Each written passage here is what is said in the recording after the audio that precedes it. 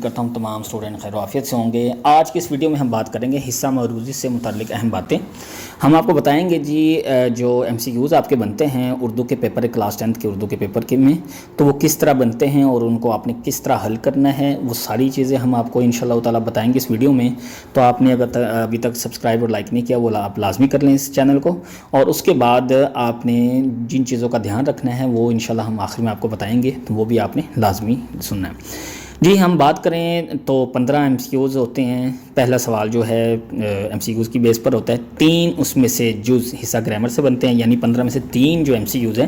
وہ حصہ گرامر سے بنتے ہیں، جن میں قواعد کے حصوں کی تعداد، ان کا نام، کلمہ، محل، مرکب، یہ آپ ساری چیزیں دیکھ رہے ہیں۔ تو ان چیزوں سے وہ بنتے ہیں۔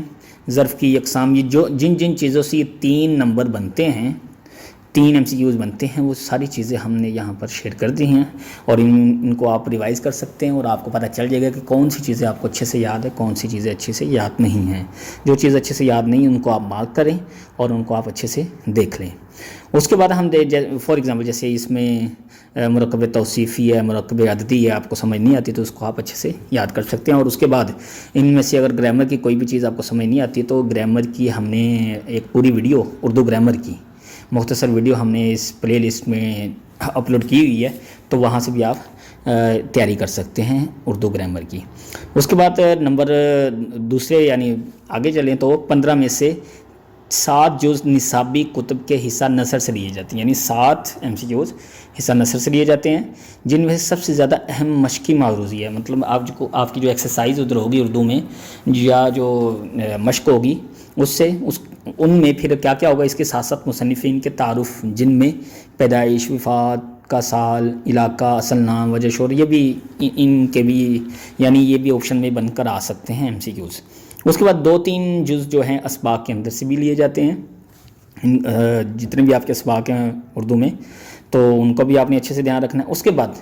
3 یعنی اور ایم سی کیوز جو ہیں وہ حصہ نظم اور غزل سے لیے جاتے ہیں، جن میں مشق یعنی جو ایکسرسائز آپ کے وہاں سے شاعر کے تعارف کے ساتھ ساتھ نظموں غزلوں کے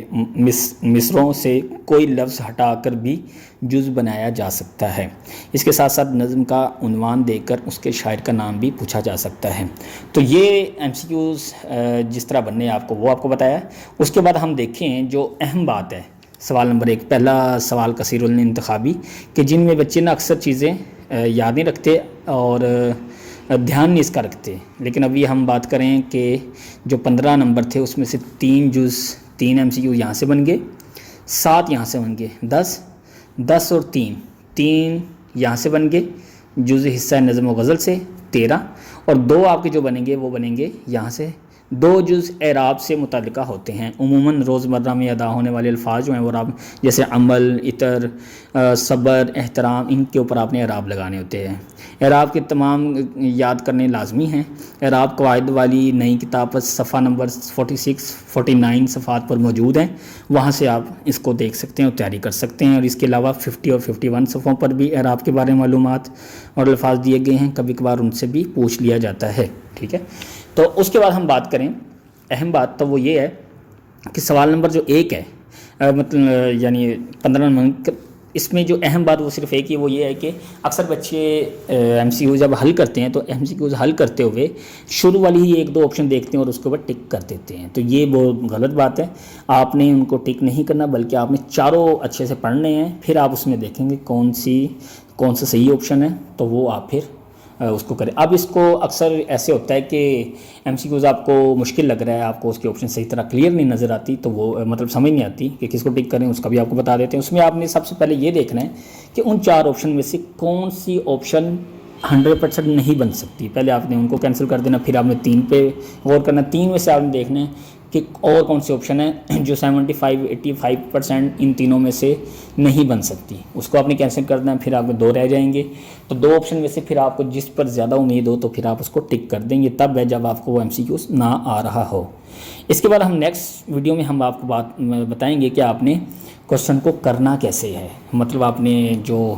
حصہ نظم ہے، حصہ غزل ہے، تو اس کو آپ نے کیسے لکھنا ہے، اردو کے پیپر کو کیسے حل کرنا ہے، وہ ہم انشاءاللہ آپ کو ڈیٹیل میں بتاتے ہیں، بلکہ کوشش کرتے ہیں اسی ویڈیو کے اندر، بلکہ نیکسٹ ویڈیو میں بتائیں گے۔ اور چینل کو سبسکرائب نہیں کیا وہ آپ نے لازمی کرنا ہے، اور اس کے بعد پلے لسٹ پوری پڑی ہوئی ہے،